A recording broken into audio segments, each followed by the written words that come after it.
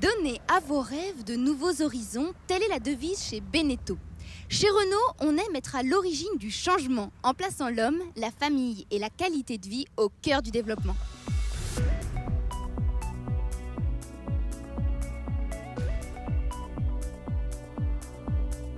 Alors l'inspiration, on peut la trouver partout, hein, dans la vie quotidienne, dans ce qu'on observe, dans l'architecture, dans d'autres domaines artistiques, hein, comme le design, comme la mode, comme la cuisine. Et en fait, notre inspiration, on la puise tout simplement dans la vie. Alors le design automobile chez Renault évolue depuis quelques années vers plus de sensualité, vers plus de simplicité, et vers quelque chose de chaleureux qui va immédiatement être apprécié par nos clients. Et l'inspiration, ce n'est pas ce qui manque aux designers Renault. Imaginez à partir du concept car Désir, Renault dévoile un tout nouveau modèle, Clio 4. La même expression sur la face avant avec des courbes sensuelles, à l'arrière, un look un peu plus sportif. Mais ce qui attire notre regard avant tout, c'est cette même couleur, un rouge profond, le rouge de la passion. Et du désir, bien sûr. On a voulu vraiment créer un lien fort entre le concept car et la voiture de série. Déjà victime de son succès, cette nouvelle voiture propose un intérieur spacieux et confortable. Les matériaux sont modernes et ergonomiques. Le petit plus, la personnalisation. Donnez libre cours à vos envies en choisissant certains éléments comme par exemple la couleur du volant. La personnalisation qui est également au cœur des préoccupations de la navigation de plaisance. Les techniques d'aménagement ont un certain nombre de similitudes par les matériaux, les textiles, les vaigrages, le verre, la transparence. C'est deux objets de séduction. Une belle voiture, ça fait toujours rêver, un beau bateau, ça fera toujours rêver. Donc il y a beaucoup de projections individuelles dedans déjà. Deuxièmement, c'est des objets mobiles, à taille humaine, qui se conduisent par un ou des, dans certains cas les plus gros, des personnes. Mais c'est forcément qu'il y a énormément de liens de parallèles. En plus, c'est des objets de séduction, on va appeler assez éphémères. Les gens aiment en changer. Donc c'est un élément important. Donc il y a vraiment beaucoup de choses qui les rapprochent. Même si au final, ça paraît très éloigné, mais je pense que dans les fondamentaux, c'est pas si loin que ça. Nautisme et automobile, deux mondes en perpétuelle transformation. Toujours en quête d'idées novatrices et de solutions efficaces en termes de consommation d'énergie, de confort et de performance, quel futur peut-on imaginer? Le voilier du futur, je pense que ça sera un bateau extrêmement ouvert sur l'environnement, probablement beaucoup plus transformable et adaptable qu'aujourd'hui. Il aura forcément, à mon avis, beaucoup plus de visages, un en navigation et un au mouillage. Ça sera des bateaux qui seront forcément beaucoup plus tournés sur l'environnement. On ira moins dans les ports, les bateaux sont beaucoup plus grands. Je pense que les gens ont besoin de découvrir des choses, donc on les imagine un petit peu comme ça. Moi, j'imagine les voiles du futur avec surtout des ailes à la place des voiles, pour réduire la complication de la voilure et ouvert vers la mer.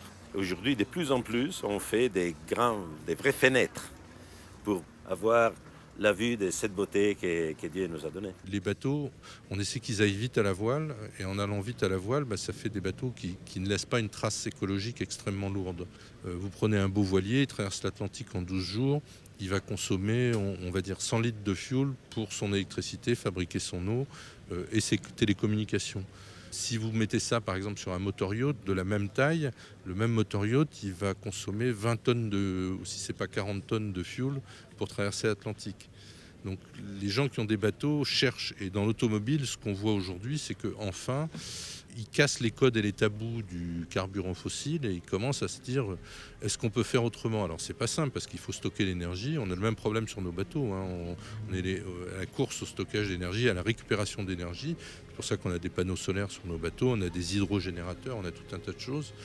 Et je trouve que c'est bien que l'automobile moderne commence à avancer dans ce sens-là, à la hussarde, parce que ça devient relativement critique pour des raisons de survie des métropoles en principal, puisque les premiers à être asphyxiés, c'est les métropoles. Donc nous, on est encore loin. La mer, c'est 74% du globe, donc les gens iront sur et sous la mer. On va faire en sorte que les bateaux modernes soient de plus en plus performants pour qu'ils aillent sur la mer à la voile.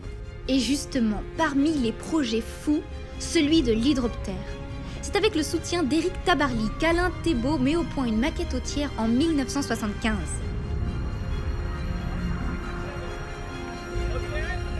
L'idée, un voilier qui vole.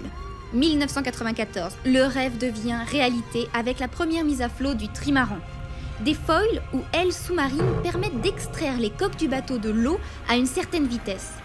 En franchissant la barre des 50 nœuds, ce voilier devient le plus rapide au monde. L'hydroptère des CNS, un projet unique et avant-gardiste auquel participe Luc Alphand. Célèbre skieur, vainqueur de la Coupe du Monde en 97. Pilote automobile, vainqueur du Dakar en 2006. Toujours partant pour de nouveaux défis, il se retrouve aujourd'hui au cœur du projet de l'hydroptère. Vous voyez du futur ?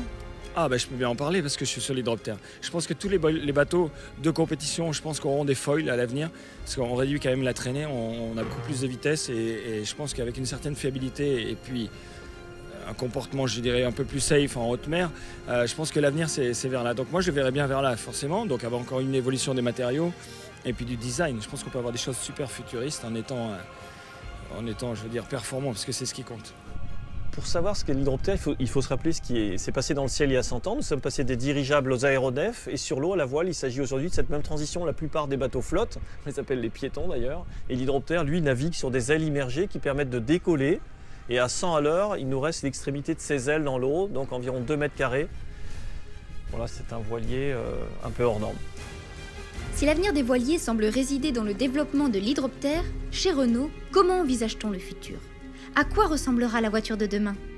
Surtout une voiture intelligente, parce que si les voitures peuvent éviter d'avoir des accidents, on peut enlever beaucoup de poids, beaucoup de systèmes de sécurité et ça crée d'espace pour soit l'habitabilité, soit la beauté, soit le design. Alors j'espère vraiment de pouvoir un jour trouver une voiture intelligente, légère, très beau, zéro émission, avec un losange sur l'avant.